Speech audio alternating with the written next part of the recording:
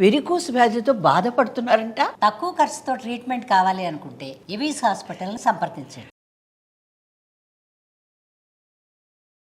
అందరికీ నమస్కారం. నా పేరు మాధురి. మీరు చూస్తుంది సుమన్ టీవీ నెట్వర్క్.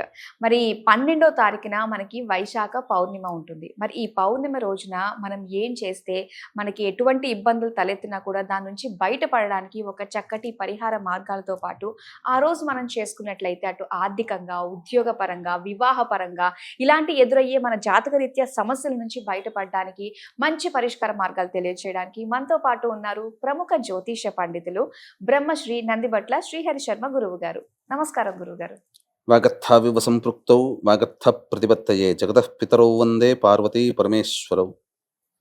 ఆదిత్యాయ చ సోమాయ మంగళాయ బుధాయ చ గురు శుక్ర శనిభ్యశ్చ రాహవే కేతవే నమః. శృంగేరి జగద్గురు పీఠాధిపతులకి, కంచి పీఠాధిపతులకి నమస్కారములు తెలియచేసుకుంటూ కార్యక్రమాన్ని ప్రారంభిద్దాం. గురుగారు, వైశాఖ పౌర్ణమి మరి ఈ రోజు యొక్క విశిష్టత ఏంటో మేము తెలుసుకోవాలనుకుంటున్నామండి.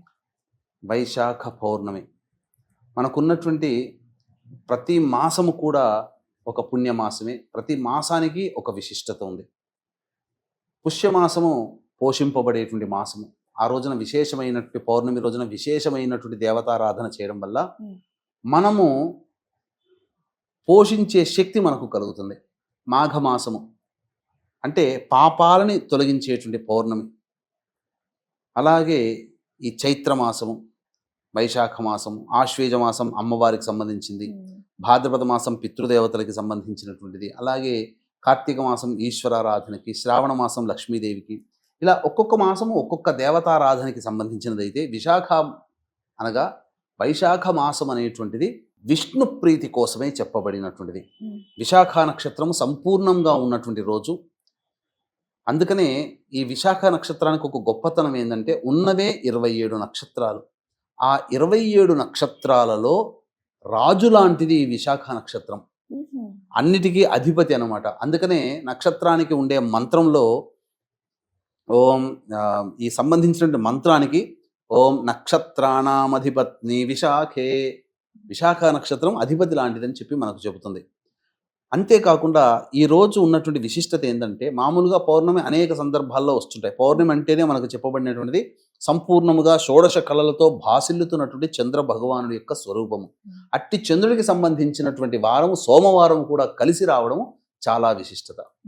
కాబట్టి ఈ యొక్క సోమవారముతో కూడినటువంటి వైశాఖ పౌర్ణమి అత్యంత ప్రభావవంతమైనది, మహిమాన్వితమైనదిగా చెప్పవచ్చమ్మా. గురుగారు, మహిమాన్వితమైన రోజు ఈ పౌర్ణమి అని చెప్పేసి అన్నారు కదా. మరి ఇలాంటి రోజున పుణ్యం సంపాదించుకోవాలంటే ఎలాంటి పూజలు, ఎలాంటి దానాలు చేస్తే మంచిదంటారు? ముఖ్యంగా మనము మన స్వార్థం కోసం మనం ఏమైనా చేస్తుంటాం ప్రతి దినంలో. ఎందుకంటే స్వార్థం లేకపోతే మనిషి జీవించలేడు. నాకు ఇది కావాలనే స్వార్థం లేకపోతే ఆ వస్తువు గురించి ఆశపడడు, చేజిక్కించుకోలేడు. కాబట్టి స్వార్థం ఉండవచ్చు, మితిమీరిన స్వార్థం ఉండకూడదు. ఇక్కడ మనకేంటంటే పుణ్యం సంపాదించుకోవాలంటే దానాది కార్యక్రమాలు చేయాలి. అంటే ఏంటి? మన దగ్గర ఉన్నది వదులుకోవడానికి సిద్ధపడాలి. అది మనం పుణ్యం చేయాలంటే దానం చేస్తేనే పుణ్యము. అందుకనే పుణ్యం కొద్దీ పురుషుడు, దానం కొద్దీ బిడ్డ అన్నారు. అంటే ఇక్కడ పురుషుడిని స్త్రీని సమంగానే చూశారు. దానం చేస్తేనే పుణ్యం వస్తుంది. దానం చేస్తే స్త్రీ పుడుతుంది. ఆ స్త్రీ వల్ల మళ్ళీ వంశ ఉద్ధరణ అవుతుంది. అందుకనే ఆ పుణ్యం, స్త్రీని దానం చేస్తే స్త్రీ జన్మిస్తుంది. ఆ స్త్రీ వల్ల పుణ్యం కలుగుతుంది తండ్రికి. అందుకే పుణ్యం కొద్దీ పురుషుడు అన్నారు. అది ఇక్కడ. కాబట్టి దానం చేయమని మనకు శాస్త్రం చెప్పబడి ఉంది. ముఖ్యంగా ఇది వసంత ఋతువులో ఉండేటువంటి మాసం. ఇక రాబోవుది గ్రీష్మ ఋతువు. పేరులోనే గ్రీష్మము అని ఉంది. అంటే ఏంటి? ఎండ వేడి భగభగలాడుతూ ఉంటుంది. ఈ వాతావరణం అంతా ప్రకృతి ఎండిపోతుంది. కాబట్టి కోల్పోయినటువంటి ప్రాణాన్ని పొందించగలిగేటువంటిది నీరు మాత్రమే అన్ని ప్రాణులకి కూడా. అందుకనే చలివేంద్రాలు ఎక్కడ పడితే అక్కడ అలవాటు చేయండి. ఇంటి ముందరైనా పెట్టుకోవచ్చు చలివేంద్రం. చిన్న కుండ పెట్టినా చాలు. ఆ రోజున నీటి దానం చాలా గొప్పది. ఆ పౌర్ణమి రోజున మజ్జిగని దానం చేయండి అమ్మా. ఎవరికి అవసరమైతే ఆ మజ్జిగని అందరికీ పంచండి. అంతేకాకుండా అన్నదానాది కార్యక్రమాలు చేయండి. అతిథులకి, అభ్యాగతులకి, ముఖ్యంగా బ్రాహ్మణులకి, అవసరమైతే ఎవరికైనా కానీ వస్త్రదానం చెయ్యాలి. వస్త్రదానం కూడా కాటన్దే అయి ఉన్నది అని చెప్పబడి ఉంది. ఎందుకంటే ఎండాకాలంలో శరీరానికి కప్పుకునేది వస్త్రం. ఆ వస్త్రము చల్లనిదై ఉండాలి. కాటన్ అయితే చల్లగా ఉంటుంది కదా. కాబట్టి కాటన్ వస్తువులు, పత్తితో చేసినటువంటి ఈ సంబంధించినటువంటి వస్త్రాలని దానం చేయాలి ఎవరికైనా కానీ. దానివల్ల కొంత వేడి నుంచి తగ్గించుకుంటాం.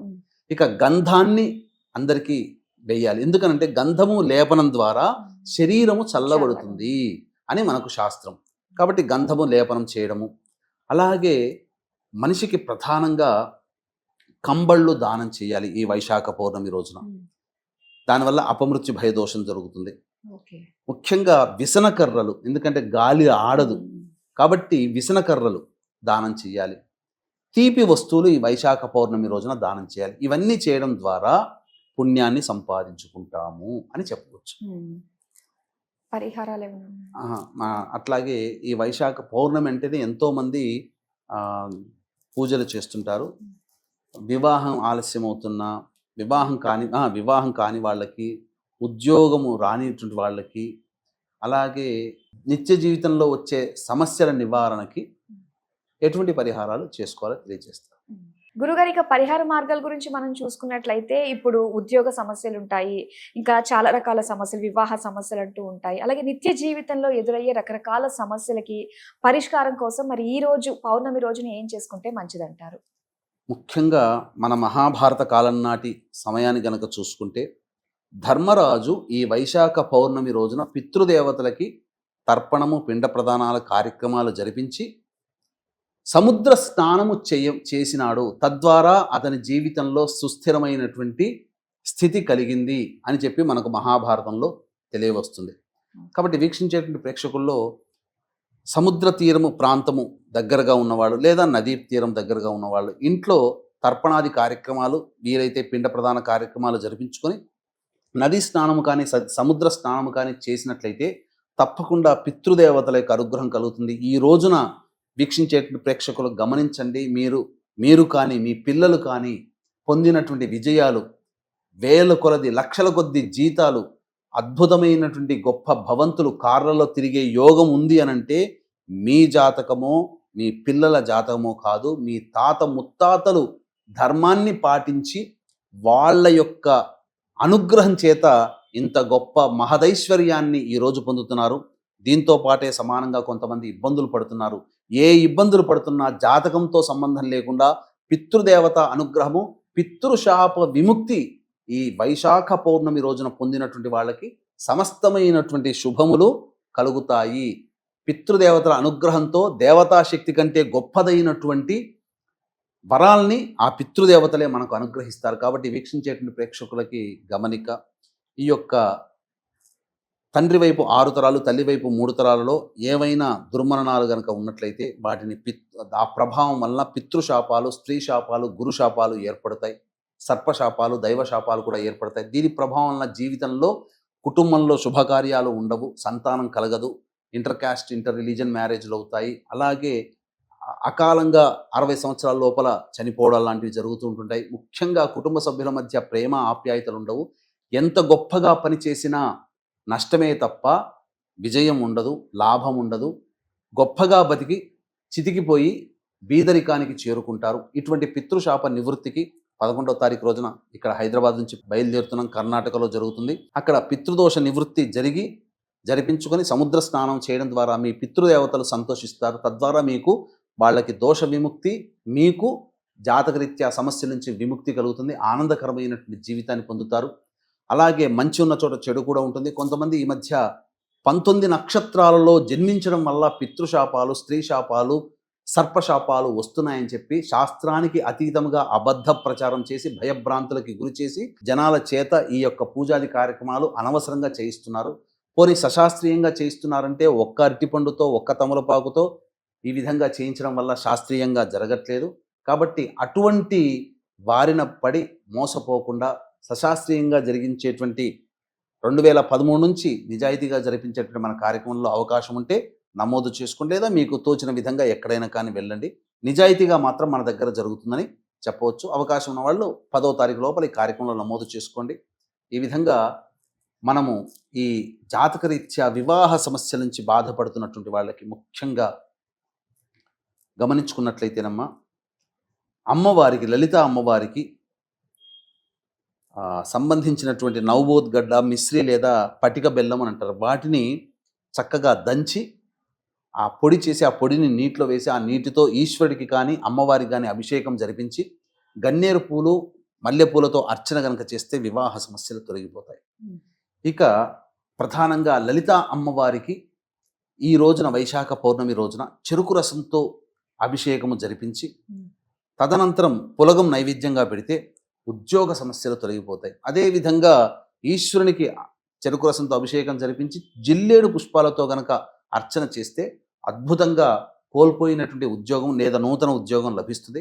ఇక సందేహం లేకుండా జాతకరీత్యా, జాతకంతో సంబంధం లేకుండా నిత్యం ఎదురయ్యేటువంటి సమస్యలు ఉంటుంటాయి. అటువంటి సమస్యల నుంచి బయటపడాలనుకున్నప్పుడు ఆ పౌర్ణమి రోజున సూర్యాస్తమయం కంటే ముందు ప్రదోషకాల సమయం ప్రారంభం కాగానే ఆ అమ్మవారికి కానీ లేదా ఈశ్వరుడికి కానీ గంజి వార్చినటువంటి అన్నము, గోరువెచ్చగా ఉన్నటువంటి అన్నముతో అభిషేకము జరిపించి ఆ అన్నాన్ని నైవేద్యంగా ఎవరైతే తీసుకుంటారో వాళ్ళకి సమస్త విధమైనటువంటి శాంతులు కలుగుతాయి, ఉపద్రవాలు కుటుంబంలో తగ్గిపోతాయి, మనశ్శాంతి కలుగుతుంది అని మనకు శాస్త్ర ప్రమాణం చెప్పబడి ఉంది. అవకాశం ఉన్న వాళ్ళు ఇటువంటి కార్యక్రమంలో ఇంట్లోనైనా కానీ మీకు పురోహితుల చేత కానీ చేయించుకొని తరించవచ్చు.